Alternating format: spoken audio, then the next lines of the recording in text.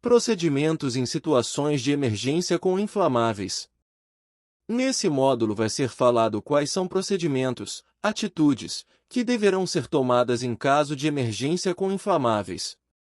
Nesse caso temos que saber identificar os problemas e quais são as primeiras ações a ser tomadas. Procedimentos para emergências.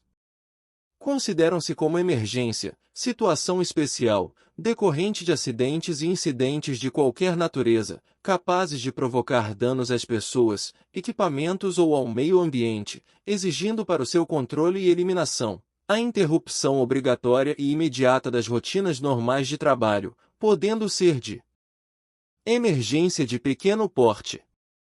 É a emergência decorrente de pequenos focos que, se imediatamente combatida com os recursos humanos e materiais disponíveis no local de sua ocorrência, não põe em risco a segurança de pessoas, instalações ou do meio ambiente. Emergência de médio porte. É a emergência cujo controle demanda o envolvimento da brigada de emergência local e que, em não havendo pronto combate ou controle, pode implicar em prejuízos humanos, materiais e ou ambientais, com o risco de comprometimento da continuidade operacional do setor atingido. Emergência de grande porte.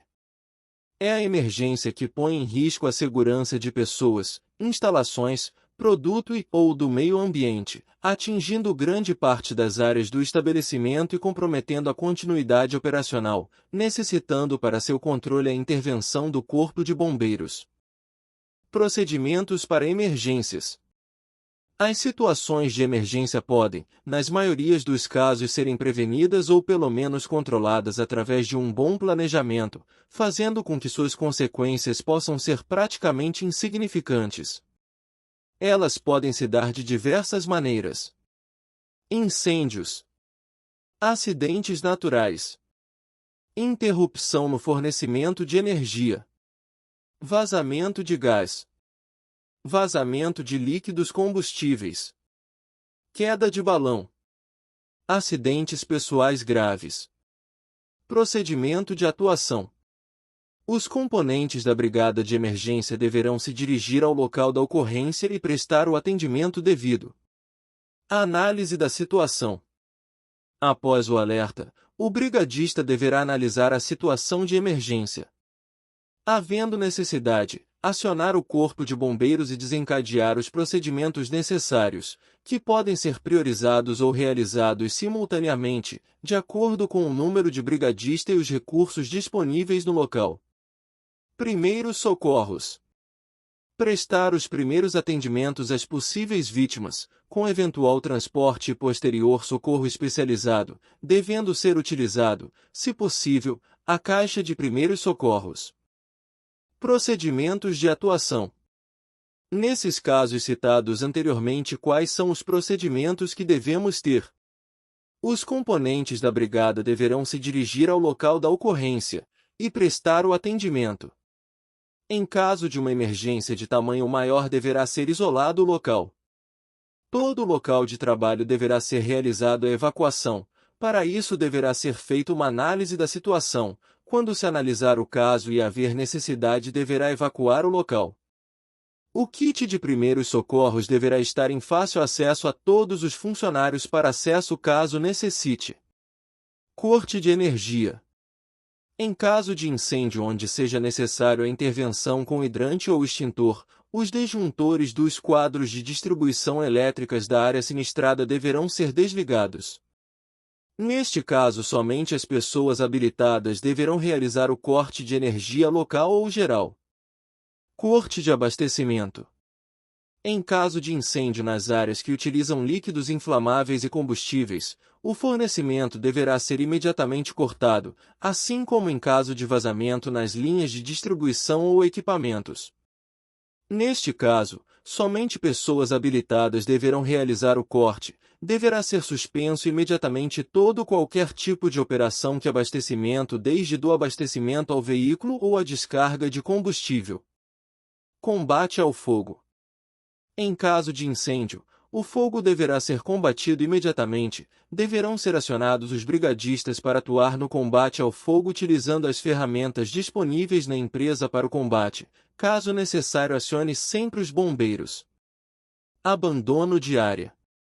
Proceder ao abandono da área parcial ou total, quando necessário, transferindo-se aos pontos de concentração, área segura, distante do local do sinistro, conforme comunicação pré-estabelecida, permanecendo nestes pontos até a definição.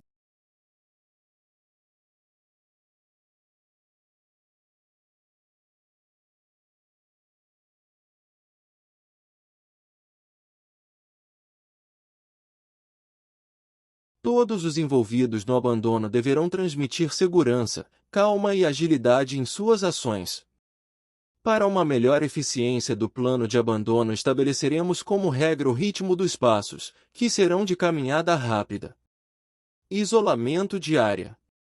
Deve-se isolar fisicamente o local da ocorrência, de modo a garantir os trabalhos de emergência e evitar que pessoas não autorizadas adentrem ao local. Investigação. Levantar as possíveis causas da emergência e suas consequências e emitir relatório para adoção de medidas corretivas para evitar a repetição da ocorrência. Observação. Com a chegada do órgão oficial competente, Corpo de Bombeiros, a brigada deve ficar à sua disposição. Noções básicas de primeiros socorros. Primeiros socorros são todas as medidas que devem ser tomadas de imediato para evitar agravamento do estado de saúde ou lesão de uma pessoa antes do atendimento médico. A atitude do socorrista pode significar a vida ou a morte da pessoa socorrida. Procedimentos para primeiros socorros. Isolar a área, evitando o acesso de curiosos. Proporcionar conforto à vítima. Observar a vítima, verificando alterações ou ausência de respiração, hemorragias, fraturas, colorações diferentes da pele, presença de suor intenso, expressão de dor. Procurar que haja comunicação imediata com hospitais, ambulâncias, bombeiros, polícia se necessário. Emergência com inflamáveis. Basicamente, podemos dividir a atuação em emergências com produtos perigosos inflamáveis em alguns passos distintos. Identificação do produto e seus riscos. Proteção pessoal. Isolamento da área. Salvamento de vítimas. Contenção e controle do produto. Descontaminação. Antes que se possam iniciar operações efetivas de reação em um acidente com materiais perigosos inflamáveis, deve-se obter a maior quantidade de informações possíveis a respeito da identidade do produto como também do acidente. Primeiro, identifica-se o produto envolvido e depois se faz uma avaliação do que aconteceu, está acontecendo ou pode acontecer. A análise e verificação dos riscos envolvidos durante as emergências com produtos químicos perigosos são iniciadas assim que seja informada a brigada de emergência da existência de um acidente, e só termina após a cessação da situação de emergência. Características. As emergências são sempre dinâmicas, elas mudam em questões de segundos, uma vez que dependem de inúmeros fatores. Portanto, a análise e verificação do risco são constantes durante toda a ocorrência. A ideia principal é: o risco potencial deve ser imediatamente analisado para que as atividades do grupo de emergência possam ser dirigidas de maneira eficiente. Na análise de risco, o fator predominante é o bom senso, que deverá prevalecer, a fim de que atitudes corretas sejam tomadas, não colocando em risco desnecessário as pessoas, os bens materiais e o meio ambiente. Infelizmente, a única maneira de se ter bom senso é raciocinar com clareza sem entrar em desespero, se possível lembrando-se sempre de experiências anteriores, sucessos ou fracassos.